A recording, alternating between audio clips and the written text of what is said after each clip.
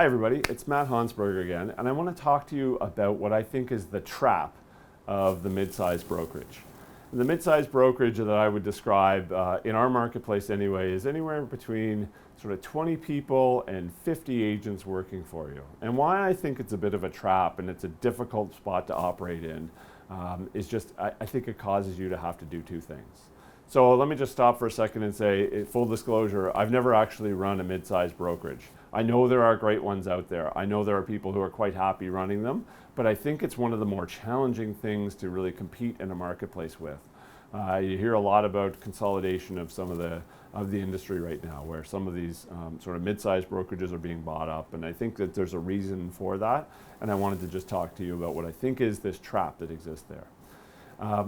Ultimately, what I hope to express is that it's really hard to do two things very well.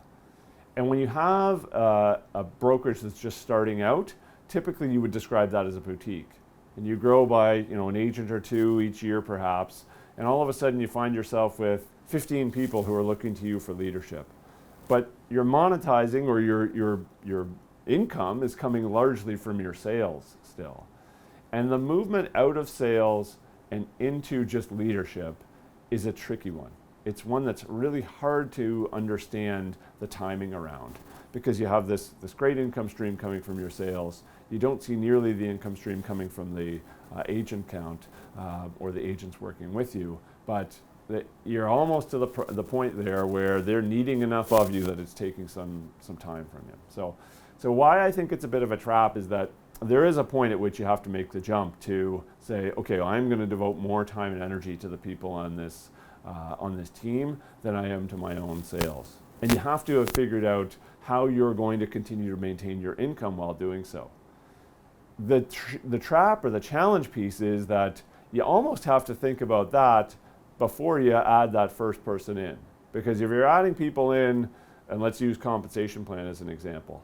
If you're adding people in on a compensation plan that's not going to allow you to replace your income, well, you're going to have 15 of them somewhere down the road, and they're not going to be interested in changing their compensation plan just because you're ready to give up sales at that point.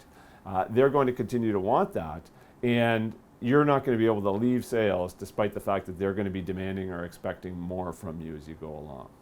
That's the piece that's challenging, is that you have to think about it on day one, but it's not until a couple of years in that you're likely going to have to make that move.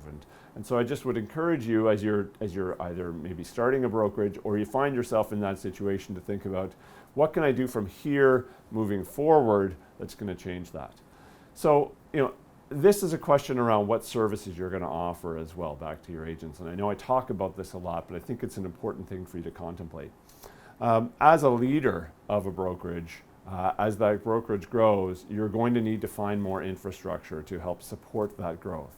So whether that means hiring people or bringing on new programs or introducing new training that you're going to do for them, or support services that you're going to offer. It's important that at some point you decide that you're on your leadership journey here. I'm going to invest in some of this stuff that's going to have a long-term payoff.